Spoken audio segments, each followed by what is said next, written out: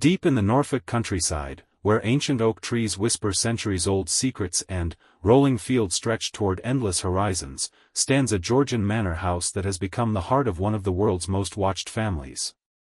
But, what happens when the peaceful sanctuary that Princess Catherine has carefully cultivated for her children begins to transform before her very eyes?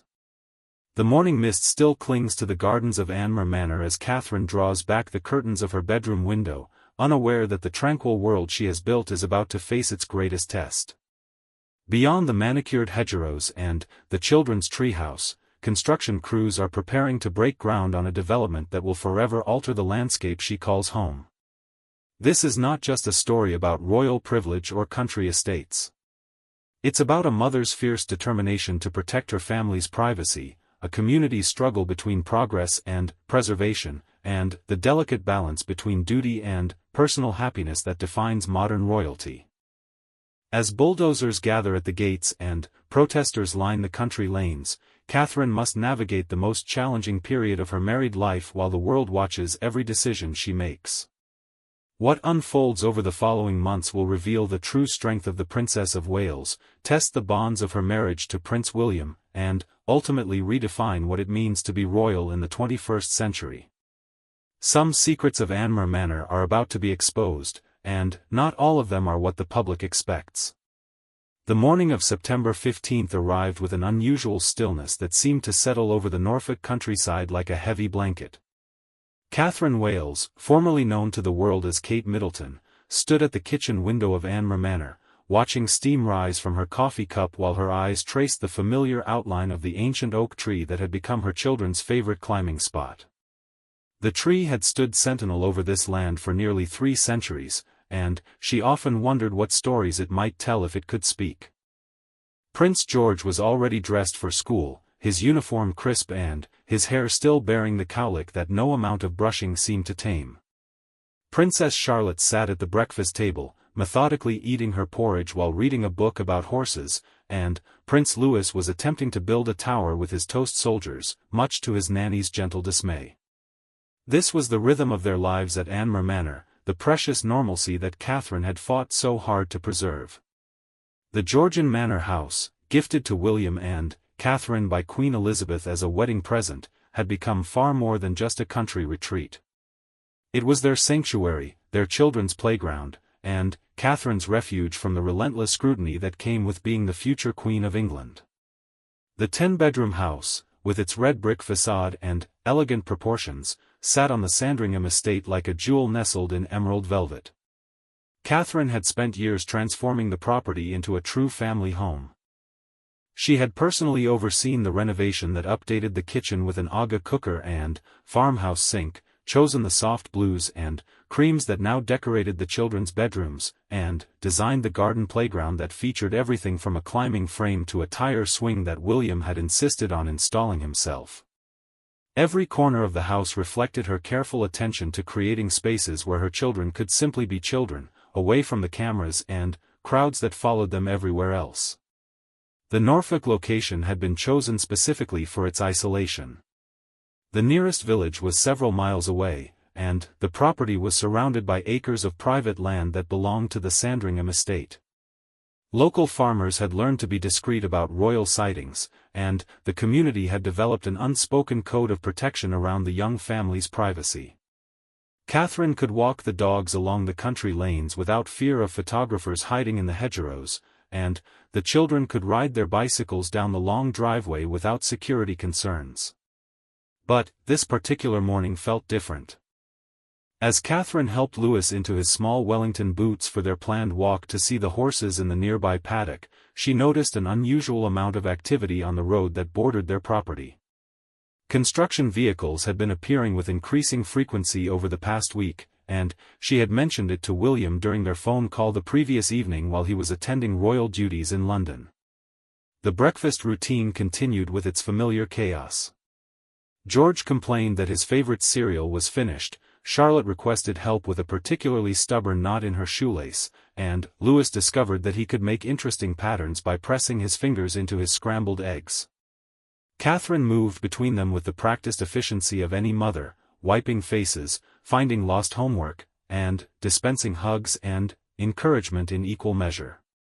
Their protection officer, Sarah, appeared in the kitchen doorway with her usual professional smile, but Catherine noticed a slight tension in her shoulders that immediately put her on alert.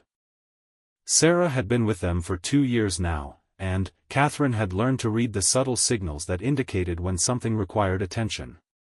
The slight furrow between Sarah's eyebrows and the way she held her phone suggested that their peaceful morning was about to be interrupted. After ensuring that George had everything he needed for school and Charlotte was settled with her morning art project, Catherine stepped outside with Sarah for their daily security briefing. The September air carried the first hint of autumn, and she pulled her cardigan closer as they walked toward the garden gate that led to the bridle path. Sarah's news was not entirely unexpected but no less unwelcome for its predictability. The local planning committee had fast-tracked approval for a significant housing development on land that directly bordered their property. The development would include nearly 200 homes, a small shopping center, and improved road infrastructure that would bring increased traffic within sight and sound of Anmer Manor. Catherine felt her stomach tighten as Sarah explained the details. The developers had assured local authorities that privacy measures would be in place, but both women understood the reality of what this development would mean. The days of letting the children play freely in the garden without concern for telephoto lenses would soon be numbered. The quiet country lanes where Catherine had learned to find peace during her most difficult moments would become thoroughfares for curious tourists and determined paparazzi. More concerning was the timing. The development was scheduled to begin construction within the month, just as the school term was getting into full swing. The noise and disruption would be significant, and Catherine knew that William would be furious when he learned that they had received so little advance notice. The Royal Protection Unit should have been informed of such developments months in advance. As they walked back toward the house, Catherine's mind was already working through the implications and possible responses. She had learned during her years as a royal that every decision came with consequences, and every action was subject to public scrutiny. Moving the family away from Anmer Manor would generate headlines about royal privilege and taxpayer expense. Staying and enduring the construction would provide endless opportunities for intrusive photography and speculation about their private lives. The children were unaware of the brewing situation as Catherine rejoined them for the remainder of their morning routine. George was excited about a science project at school, Charlotte was determined to finish her drawing before lunch, and Louis was fascinated by a butterfly that had landed on the kitchen windowsill. Their innocence and joy reminded Catherine of exactly what was at stake. She made the decision to delay discussing the situation with William until she had gathered more information. He was dealing with a particularly challenging schedule of royal engagements, and she knew he would want to address this personally rather than delegating it to staff. Catherine had learned to shield him from problems that she could handle herself, understanding that his sense of responsibility often led him to take on burdens that weren't necessarily his to bear. The morning progressed with its usual activities. Catherine drove George to school herself, something she did whenever possible to maintain the normal routine that was so important to their children's development. The school run had become one of her favorite parts of the day, providing precious one-on-one time with each child and opportunities for the kind of casual conversation that revealed so much about their developing personalities. Charlotte and Louis spent the morning in the garden with their nanny, collecting leaves for a craft project and helping Catherine plant bulbs that would bloom in the spring. These simple domestic activities had become Catherine's anchor, providing continuity and purpose during periods when royal duties threatened to overwhelm their family life. Lunch was served in the kitchen rather than the formal dining room, another small rebellion against the formality that was expected in royal households. Catherine had insisted from the beginning that Anmer Manor would operate like a normal family home, with children allowed to be messy and loud and wonderfully ordinary. It was during the afternoon quiet time, while Charlotte napped and Louis played with his wooden trains, that Catherine finally allowed herself to fully consider the implications of the morning's news. She walked through the rooms of the house that had become so precious to her, noting all the small details that made it uniquely theirs. William's reading chair by the library fireplace, the height marks on the kitchen doorframe that tracked the children's growth, the family photographs that lined the hallway stairs. This house had witnessed some of their happiest moments as a family. It was where they had brought each baby home from the hospital, where the children had taken their first steps, where she and William had learned to navigate the early years of marriage while adapting to the extraordinary demands of royal life. It was also where they had weathered some of their most difficult periods, including the intense media scrutiny that had tested their relationship and the health scares that had reminded them how precious their privacy truly was. Catherine understood that change was inevitable, but she had hoped for more time. More seasons of watching her children grow up in this peaceful setting, more quiet evenings with William discussing their future plans, more mornings like this one when the biggest concern was whether there was enough milk for cereal. The afternoon brought a phone call from her private secretary, alerting her that several media outlets had already picked up the story about the housing development. The coverage was predictably focused on how the construction might affect the royal family's privacy rather than on the broader community impact or the local housing needs that the development was designed to address. Catherine found herself frustrated by the narrative that was already developing. She and William had always tried to be mindful of their impact on local communities, and they understood that their presence shouldn't prevent necessary development or improvement projects. But she also recognized their responsibility to protect their children's childhood and to maintain some boundaries around their private family life.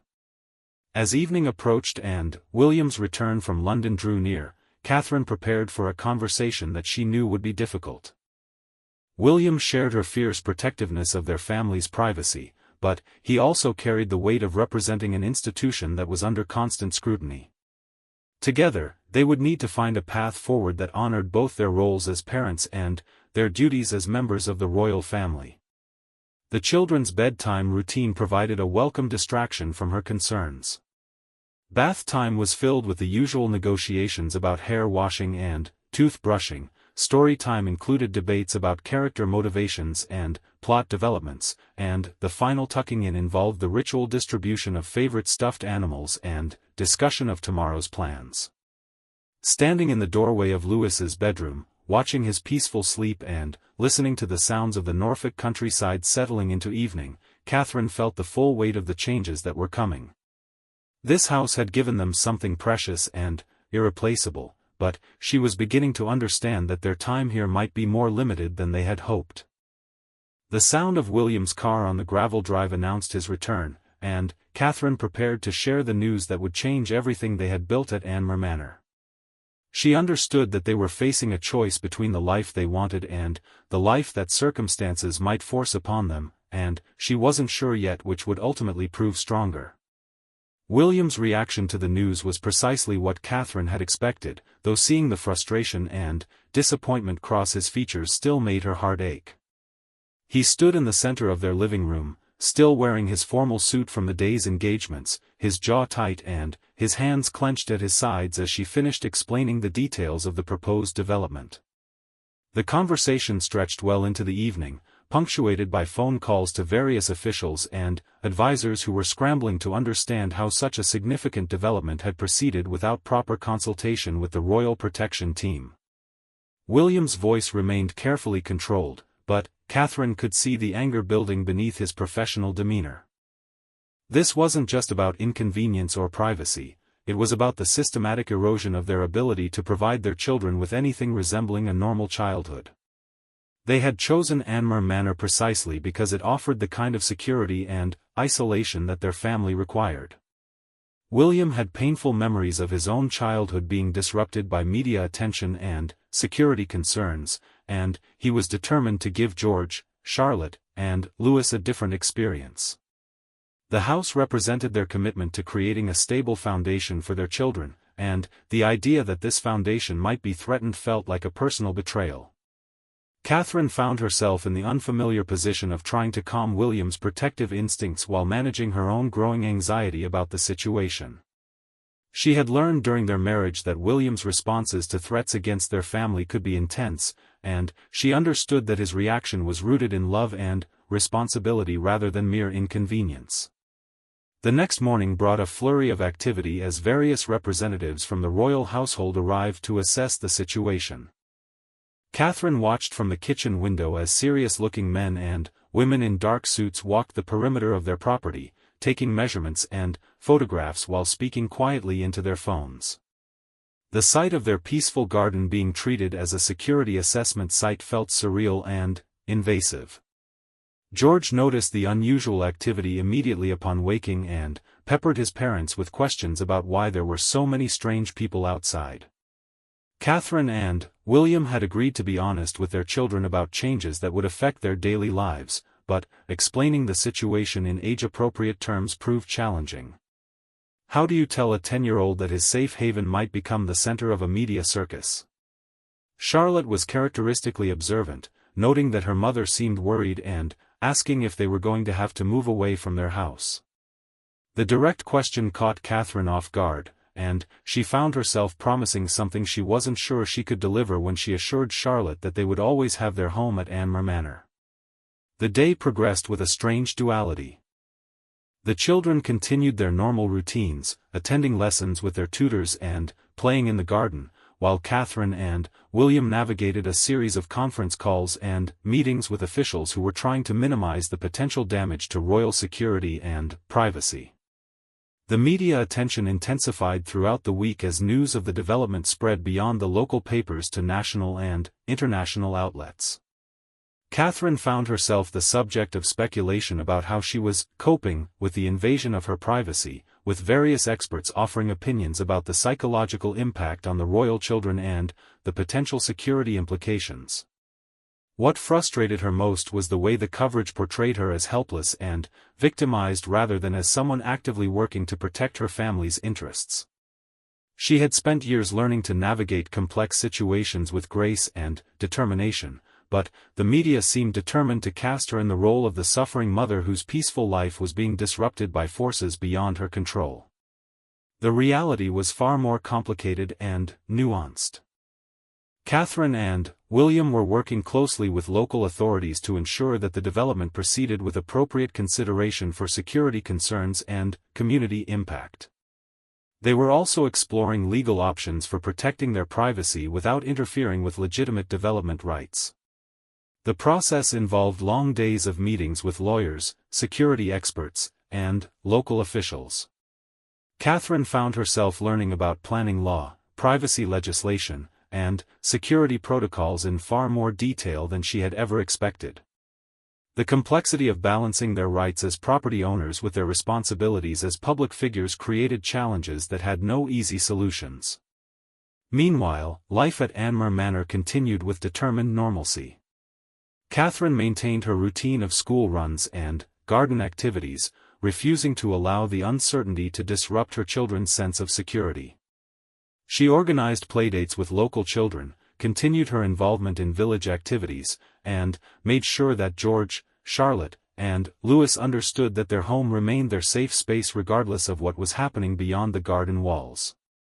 The children adapted to the increased security presence with the resilience that Catherine had learned to admire in them. They incorporated the protection officers into their games, asked thoughtful questions about the situation, and demonstrated the kind of maturity that reminded Catherine how much they had already absorbed about living life in the public eye. William's schedule during this period was particularly demanding, with royal engagements that couldn't be postponed and international commitments that required his physical presence in multiple countries. Catherine found herself managing much of the Anmer Manor situation independently, coordinating with various officials while maintaining the children's routines and managing her own royal duties. The strain of juggling these responsibilities began to show in small ways. Catherine's usual patience during bedtime routines gave way to occasional snappiness, and she found herself lying awake at night worrying about scenarios that might never come to pass. The uncertainty was perhaps the most difficult aspect of the entire situation, not knowing whether their concerns would prove warranted or whether solutions could be found that would allow them to remain at Anmer Manor. 3 weeks after the initial announcement, Catherine received news that would change the trajectory of their entire approach to the situation. A group of local residents had organized opposition to the development, citing concerns about traffic, environmental impact, and the effect on local wildlife. Their protests had gained support from conservation groups and heritage organizations who argued that the development threatened the character of the historic estate area.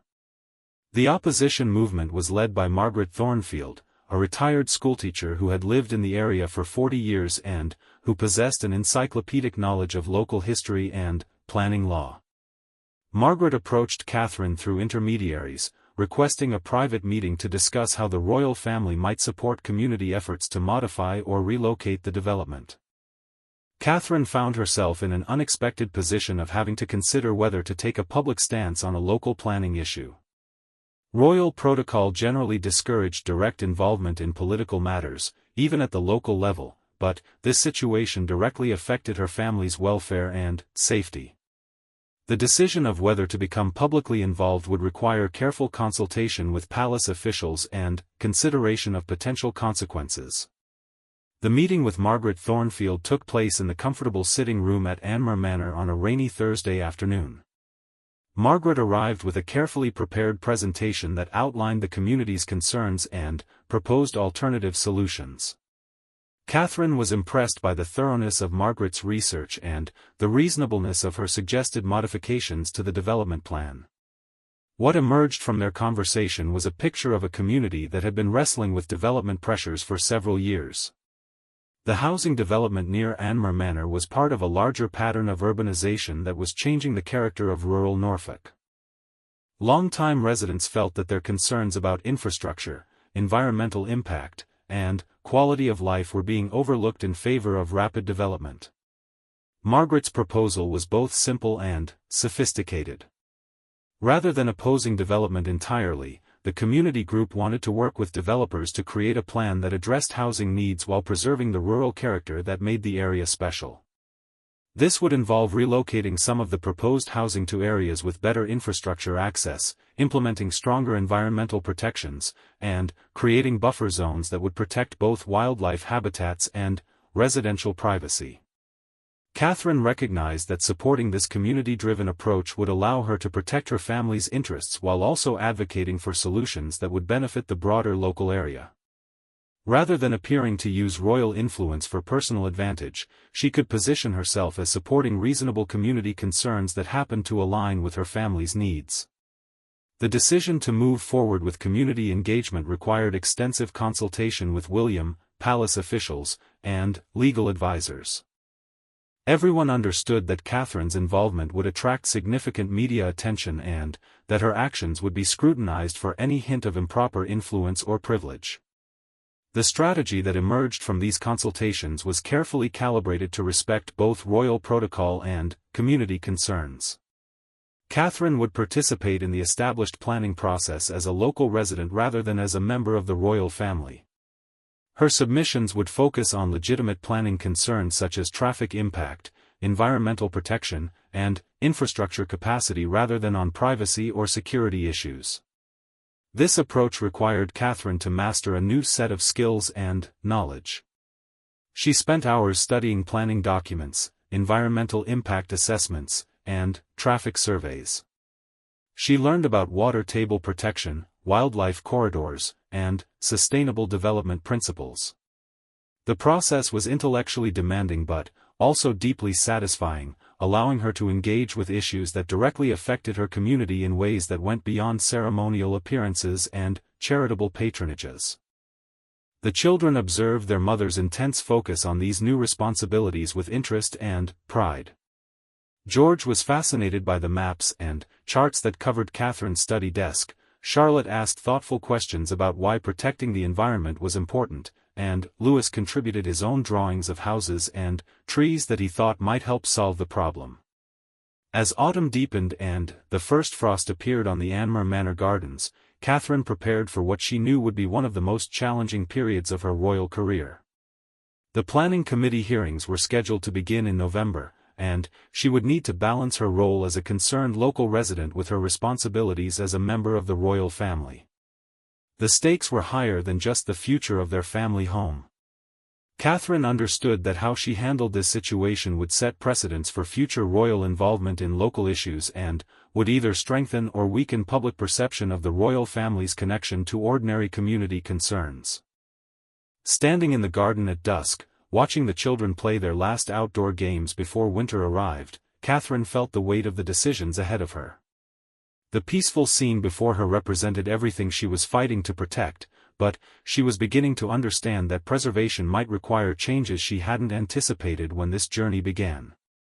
The first planning committee hearing took place on a cold November morning in the village hall of Little Massingham, a building that hadn't seen such intense public interest since the parish council had debated the placement of a new bus stop 15 years earlier. Catherine arrived separately from the other community representatives, having spent considerable time with her advisors ensuring that her presence wouldn't overshadow the legitimate concerns being raised by local residents. She chose to sit toward the back of the packed hall, wearing a simple navy dress and her grandmother's pearl earrings, hoping to blend in despite knowing that every photographer in Norfolk was positioned outside the building. The irony wasn't lost on her that in trying to protect her family's privacy, she was subjecting herself to more public scrutiny than she had experienced in months. Margaret Thornfield presented the community's case with impressive clarity and passion. She outlined how the proposed development would strain local infrastructure that was already operating at capacity, detailed the environmental concerns that had been raised by wildlife groups, and presented alternative proposals that would achieve the housing goals while addressing community concerns. Catherine listened carefully as residents shared their personal stories about how the development would affect their daily lives. Farmers spoke about increased traffic on narrow lanes that were already dangerous for agricultural vehicles. Parents worried about children's safety on roads that would see dramatic increases in traffic volume. Elderly residents expressed concerns about losing the rural character that had drawn them to the area decades earlier. What struck Catherine most powerfully was how these individual concerns connected to create a picture of a community under pressure from forces largely beyond its control.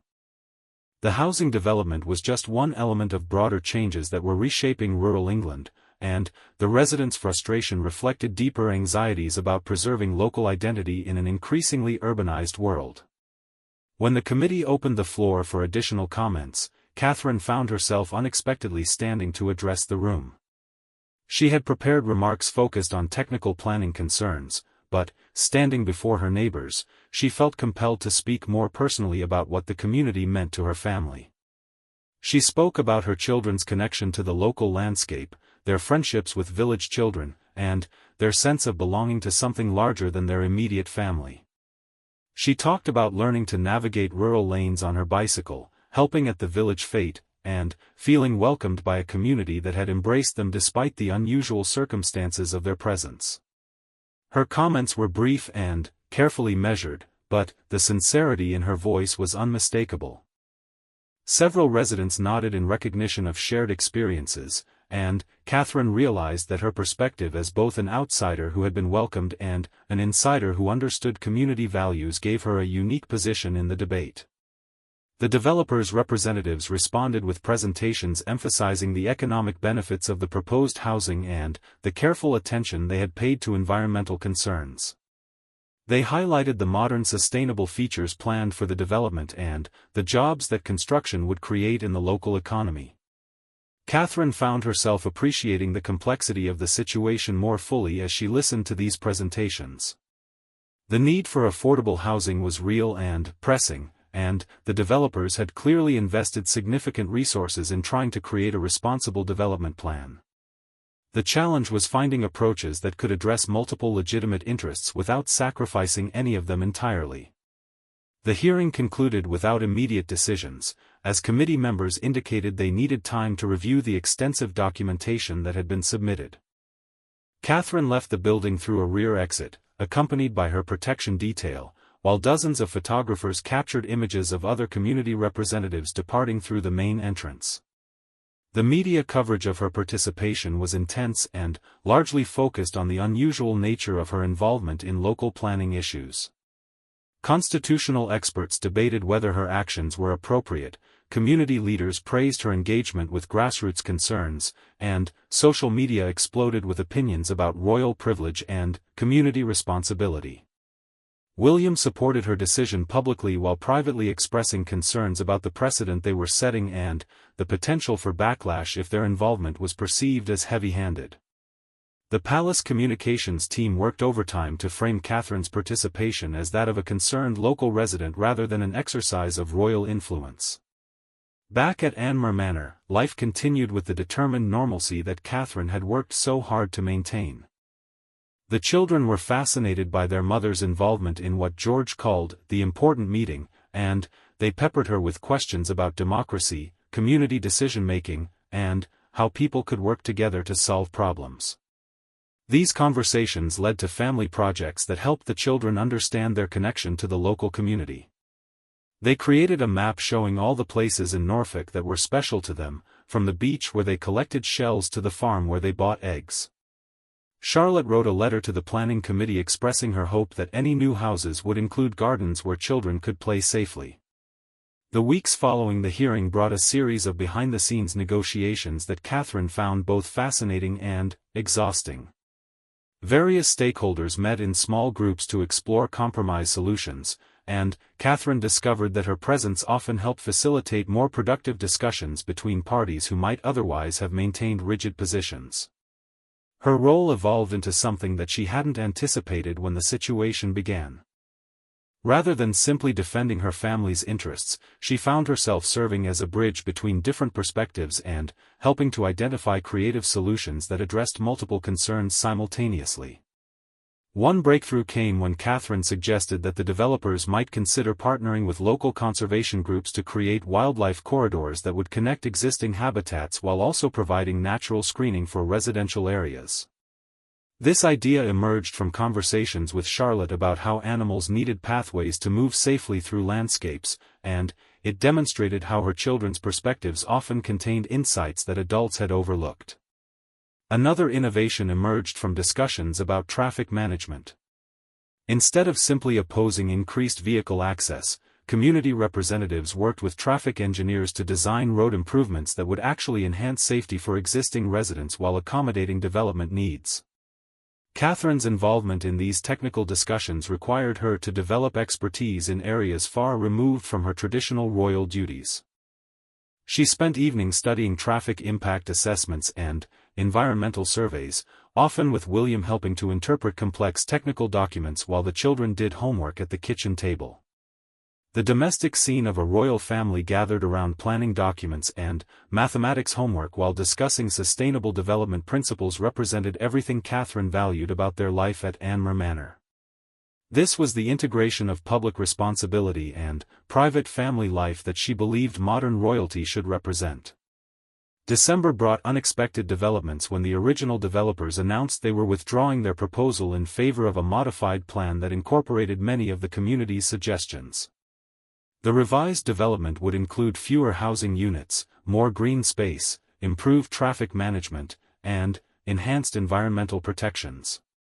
Catherine felt simultaneously relieved and apprehensive about this outcome. While the modifications addressed many of their concerns, she understood that the precedent of royal involvement in local planning issues would be scrutinized by constitutional scholars and political observers for years to come. The revised proposal still required formal approval from the planning committee, but early indications suggested that community support had shifted significantly in favor of the modified approach. Margaret Thornfield and other community leaders praised the collaborative process that had led to the improvements, while developers emphasized their commitment to working with local residents. Catherine began planning how to transition from her role as community advocate back to her traditional royal duties, but she realized that the experience had changed her understanding of what those duties could include.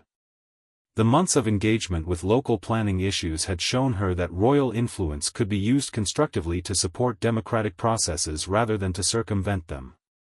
The children had observed these developments with interest and pride in their mother's involvement in important community decisions. They had learned practical lessons about civic engagement, compromise, and the importance of speaking up for communities and causes they cared about. Christmas preparations at Anmer Manor took place against the backdrop of cautious optimism about the resolution of the planning issues.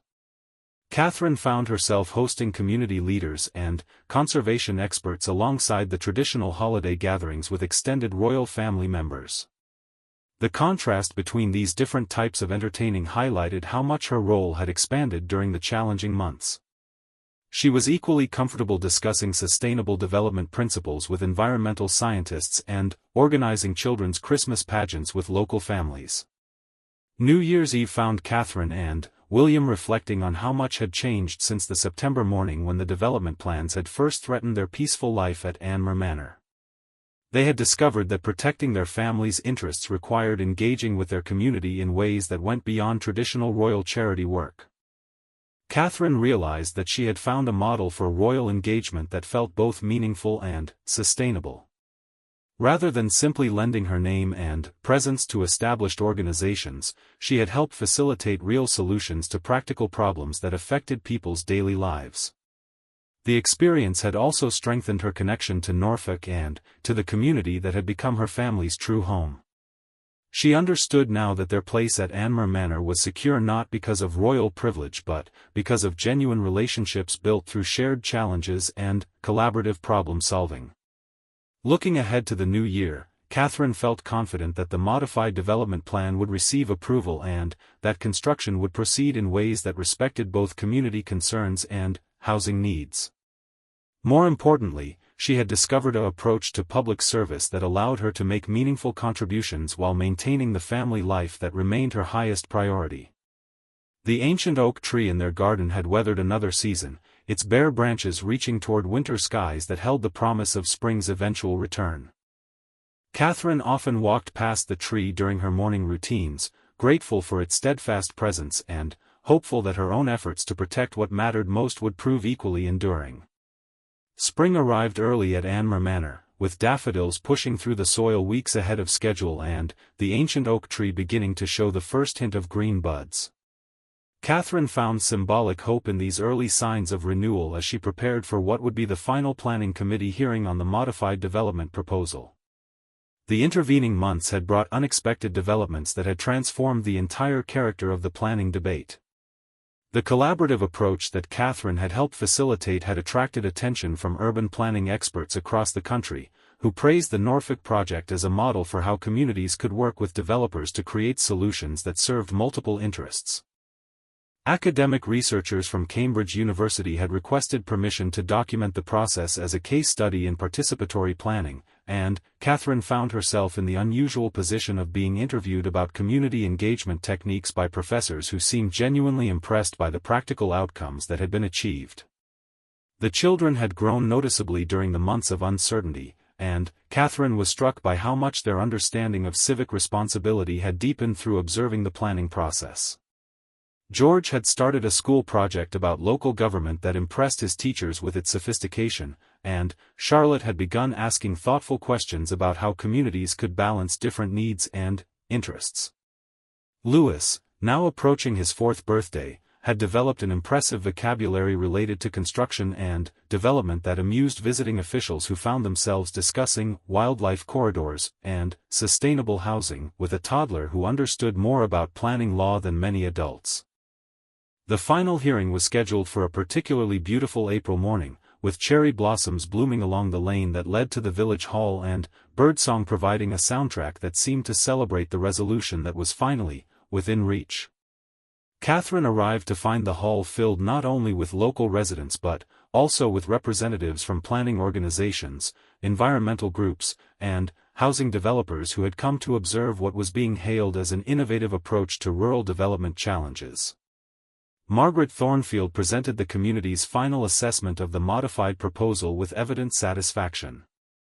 The revised plan included 40% fewer housing units than originally proposed, preserved significant green space for community use, incorporated wildlife protection measures that exceeded regulatory requirements, and included traffic management improvements that would benefit all local residents. The developers' representatives spoke with obvious pride about how the collaborative process had led them to create a project that was more environmentally sustainable and more responsive to community needs than their original conception. They had discovered that working with local residents rather than simply consulting them had resulted in better designed solutions and stronger community support. Catherine listened to these presentations with mixed emotions. She felt genuine satisfaction at seeing how constructive engagement had led to better outcomes for everyone involved, but she was also aware that her own role in the process had attracted scrutiny that would continue long after the planning issue was resolved. When the committee chairman called for final public comments, Catherine chose not to speak, feeling that the community's voices had been heard clearly and that her additional involvement might detract from the democratic legitimacy of the process. The committee's deliberation lasted only 30 minutes before they announced their unanimous approval of the modified development plan. The announcement was met with applause from residents who had worked for months to achieve this outcome, and Catherine felt a deep sense of personal accomplishment that went beyond protecting her family's immediate interests. The weeks following the approval brought a period of adjustment as everyone involved began to prepare for the reality of construction beginning in the autumn.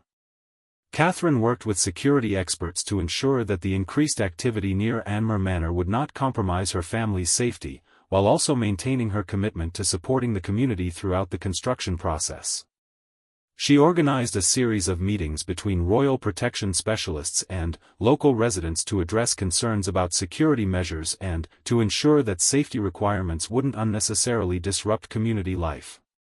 These discussions required delicate balancing of legitimate security needs with respect for local residents' privacy and freedom of movement. William's schedule during this period included several international tours that kept him away from Norfolk for extended periods. Catherine found herself managing not only the ongoing situation at Anmer Manor but also an increased level of royal duties as she substituted for William at various engagements. The combination of responsibilities pushed Catherine to develop new levels of organizational efficiency and time management. Her days began before dawn with security briefings and ended well after the children's bedtime with phone calls to officials in different time zones who were coordinating various aspects of the development and security arrangements. Despite the demands on her time, Catherine was determined to maintain the family routines that had sustained them throughout the challenging months. She continued to drive the children to school herself whenever possible, organized regular playdates with local families, and insisted on family dinners that provided opportunities for relaxed conversation about everything except planning issues and security concerns. The children's resilience throughout this period impressed everyone who observed them. They had adapted to increased security measures without losing their sense of freedom, participated enthusiastically in community activities despite the attention their presence generated, and maintained their academic and social development despite the disruptions to their normal routine. Charlotte's teacher mentioned during a parent conference that Charlotte had written an essay about problem solving that demonstrated unusual maturity in thinking about how different groups of people could work together to find solutions that helped everyone. George had become something of an expert on local history through his involvement in researching the planning issues, and his knowledge impressed adult visitors who found themselves learning from a 10-year-old about Norfolk's agricultural heritage. Summer brought the beginning of preliminary site preparation for the new development, with surveyors and environmental specialists conducting detailed assessments of the construction area. Catherine was impressed by how unobtrusive these activities were and how carefully the various teams worked to minimize disruption to local residents. The collaborative relationship that had been established during the planning process continued into the construction phase, with regular community meetings to address concerns and coordinate activities. Catherine found that her experience during the planning debates had given her skills in facilitation and problem-solving that were valuable beyond the immediate development issues. She began receiving requests from other communities facing similar development challenges, asking for advice about how to engage constructively with planning processes. Catherine was careful to avoid any suggestion that she was offering professional consulting services, but she was willing to share insights about building productive relationships between communities and developers. These conversations led to invitations to speak at conferences about community engagement and sustainable development. Catherine approached these speaking opportunities with considerable care, ensuring that her remarks focused on process and collaboration rather than specific policy positions that might be seen as political advocacy. Her first major speech on these topics took place at a conference organized by the Royal Town Planning Institute, where she spoke about the importance of genuine consultation and the value of finding solutions that address multiple community needs simultaneously. The speech was well received by planning professionals while carefully avoiding any political positions about housing policy or development regulation. The autumn brought the official groundbreaking for the new development, an event that Catherine attended as a community representative rather than in any formal royal capacity. She spoke briefly about her appreciation for the collaborative process that had led to the improved proposal and her confidence that the construction would proceed in ways that respected both environmental protection and community interests. The construction activity that followed was remarkably unobtrusive, with workers arriving and departing at scheduled times and construction vehicles using designated routes that minimized impact on local traffic. Catherine realized that many of her initial fears about noise and disruption had been addressed through the careful planning that had resulted from community engagement. Winter arrived with the satisfaction of seeing the first phase of construction proceeding smoothly and the recognition that the collaborative approach had achieved better outcomes than anyone had initially thought possible. Catherine reflected on how much she had learned about planning law, environmental protection, and community organization during the challenging months. More significantly, she had discovered a model for royal engagement that felt both meaningful and appropriate for contemporary democracy. Rather than using royal influence to achieve personal objectives, she had worked within democratic processes to help facilitate better outcomes for entire communities. The children's Christmas holiday was spent at Anmer Manor with the awareness that construction was proceeding just beyond their garden walls but with no sense that their home was under threat. The modified development plan had preserved the privacy and security that their family required while also addressing legitimate housing needs and environmental concerns. Catherine's Christmas Eve walk through the garden with William provided an opportunity to reflect on how much had changed since the previous September. They had successfully protected their family's core interests while also contributing to solutions that would benefit the broader community for years to come. The ancient oak tree stood silhouetted against the winter sky, its branches now supporting a new treehouse that William had built for the children during his brief Christmas holiday from royal duties. The addition represented their confidence that Anmer Manor would continue to be their family home and their commitment to creating new memories in the place that had become their sanctuary. As they walked back toward the house, where warm light spilled from windows and the children's excited voices could be heard discussing Christmas morning plans, Catherine felt grateful for the challenges that had tested their resilience and ultimately strengthened their connection to the community they now truly called home. 2 years after the final planning approval, Catherine stood in the same spot by the kitchen window where she had first learned about the proposed development, watching her children play in a garden that had been transformed by experience rather than construction. The housing development was now complete and occupied, its residents settled into a community that had welcomed them with the same collaborative spirit that had shaped the planning process. The physical changes to the landscape were subtle but significant. The wildlife corridors that had been incorporated into the development plan had created new habitats that supported larger populations of birds and small mammals. Charlotte had started a nature journal documenting the species that visited their garden, noting with scientific precision how the environmental improvements had enriched the local ecosystem. George, now 12 and showing increasing interest in architecture and design, had befriended several children from the new development whose families had moved to Norfolk specifically because of the community's reputation for collaborative problem-solving. These friendships had given Catherine insights into how the new residents were experiencing their integration into the established community. The success of the Norfolk project had led to Catherine being invited to serve on a government advisory panel about community engagement in planning processes. She had accepted the appointment after careful consultation with constitutional experts who confirmed that her role would be advisory rather than decision-making and would focus on process rather than policy. This position had required her to travel throughout Britain, visiting communities facing various development challenges and learning about different approaches to balancing growth with conservation. The experiences had deepened her understanding of the pressures facing rural communities and had given her a national perspective on issues she had initially encountered purely as local concerns. William had initially been concerned about the political implications of Catherine's increased involvement in planning issues, but he had come to appreciate how her work complemented their joint commitment to environmental conservation and community development. Her practical experience with democratic processes had informed their joint patronage of organizations working on sustainable development and community resilience. The children had grown up observing their mother's evolution from concerned local resident to recognized expert in community engagement, and they had absorbed lessons about civic responsibility that went far beyond anything they might have learned in traditional civics classes. They understood viscerally how democracy worked at the grassroots level and how individual actions could contribute to collective solutions.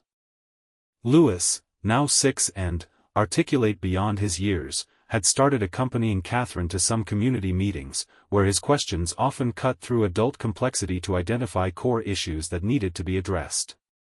His presence at these meetings had become something of a local tradition, and residents had grown accustomed to having their planning discussions interrupted by observations from someone who saw problems with fresh eyes unclouded by previous assumptions.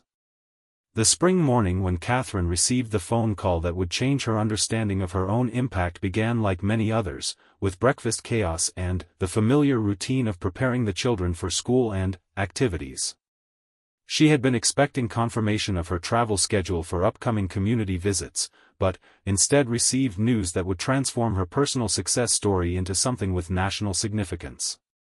The caller was a representative from the United Nations Human Settlements Program, informing Catherine that the Norfolk Community Engagement Model had been selected as a case study for international distribution to developing countries facing rapid urbanization challenges. The collaborative approach that had emerged from their local planning dispute was being recognized as an innovative solution that could be adapted for use in very different contexts around the world. Catherine felt simultaneously honored and overwhelmed by the scope of what had developed from her initial desire to protect her family's privacy. The local planning dispute that had begun as a personal challenge had evolved into a contribution to international development approaches that might help communities across the globe find better ways to manage growth and change. The invitation to present the Norfolk model at a UN conference in New York represented both an opportunity and a challenge. Catherine would be speaking not as a member of the British royal family but as a community representative who had helped facilitate an innovative planning process. The distinction was important for constitutional reasons, but it was also personally significant as recognition of her individual contribution to democratic problem-solving. Preparing for the international presentation required Catherine to analyze and articulate the principles that had made the Norfolk approach successful. Working with academic researchers and planning professionals, she identified key elements that could be adapted for use in different cultural and economic contexts. The core principles included genuine consultation that went beyond token participation, collaborative problem-solving that sought solutions addressing multiple interests simultaneously, and democratic processes that empowered communities while respecting legitimate development needs. These concepts seemed simple, but implementing them required skills in facilitation, negotiation, and creative thinking that many communities lacked. Catherine's presentation in New York was attended by development professionals from over 50 countries, many of whom were dealing with urbanization pressures that made the Norfolk situation seem modest by comparison. She spoke about the importance of starting with listening rather than advocacy, of seeking to understand different perspectives rather than immediately defending particular positions. The questions following her presentation revealed how the Norfolk experience resonated with community leaders facing very different challenges in contexts ranging from rapid urban growth in Africa to climate-induced population displacement in Pacific Island nations. The underlying principles of collaborative engagement appeared to have relevance that transcended specific cultural and economic circumstances. Returning to Norfolk after the international exposure, Catherine found herself seeing her home community with new appreciation for what had been accomplished and new awareness of how unusual their experience had been. Most communities facing development pressures never achieved the level of constructive engagement that had characterized their planning process. The media attention following her UN presentation focused primarily on the unusual nature of royal involvement in local planning issues, but Catherine was pleased to see that substantial coverage also addressed the broader principles of community engagement and democratic participation that she had attempted to highlight. Letters began arriving from communities around the world requesting advice about implementing similar collaborative approaches to their own development challenges. Catherine worked with academic partners to develop resources that could be shared without requiring her personal involvement in every situation. The summer brought the establishment of a small foundation focused on supporting community engagement in planning processes. Catherine served as patron rather than operational leader, ensuring that the organization could function independently while benefiting from her experience and connections. The Foundation's work provided Catherine with a sustainable way to contribute to community development issues without becoming involved in specific political debates about development policy. She could support the process of democratic engagement without advocating for particular outcomes in individual cases. The children's summer holiday included visits to several communities that were implementing engagement approaches based on the Norfolk model, giving them opportunities to see how the principles their family had helped develop could be adapted for very different circumstances. These experiences strengthened the children's understanding of their own privilege while also showing them how they could use their advantages to support positive change in communities beyond their immediate experience. They began to see public service not as obligation imposed by their position but as opportunity to contribute to solutions for problems they cared about. The approach to the second anniversary of the development's completion found Catherine reflecting on how profoundly the experience had changed her understanding of royal responsibility and personal capability. She had discovered that meaningful public service could emerge from personal challenges and that individual actions could contribute to systemic improvements in democratic processes. The annual community celebration marking the development's anniversary had evolved into a broader festival celebrating collaborative problem-solving and community resilience. Families from both the original village and the new development participated in activities that reinforced their shared identity as neighbors working together to create a sustainable and welcoming community. Catherine's speech at this year's celebration focused on gratitude for what the community had taught her about the possibility of finding solutions that served multiple interests simultaneously. She spoke about the importance of approaching disagreement as opportunity for creative thinking rather than as conflict requiring victory or defeat. The evening concluded with Catherine and her family joining other residents for a lantern walk through the development and the surrounding countryside, following paths that connected the new housing with existing village centers and natural areas. The route demonstrated visually how thoughtful planning could integrate change with continuity. Standing in the garden at Anmer Manor that night, watching the lantern lights disappear into the distance while listening to the sounds of a community at peace with itself, Catherine felt profound satisfaction with what had been accomplished and excitement about what might yet be achieved through collaborative engagement with the challenges that lay ahead. The ancient oak tree, now supporting its second year of the treehouse that had become the children's favorite retreat, seemed to approve of the changes that had enriched rather than diminished the landscape it had witnessed for centuries. The tree had seen the estate through many periods of change, and Catherine felt confident that her family's contribution to its story would be remembered as a time when challenge had been transformed into opportunity through the simple but revolutionary practice of working together rather than against each other. Her final thought before heading inside was that this experience had taught her the most important lesson of her adult life about how to be both royal and human, both privileged and responsible, both protective of family and committed to community. The balance was delicate but achievable, requiring constant attention but offering rewards that justified every effort invested in maintaining it.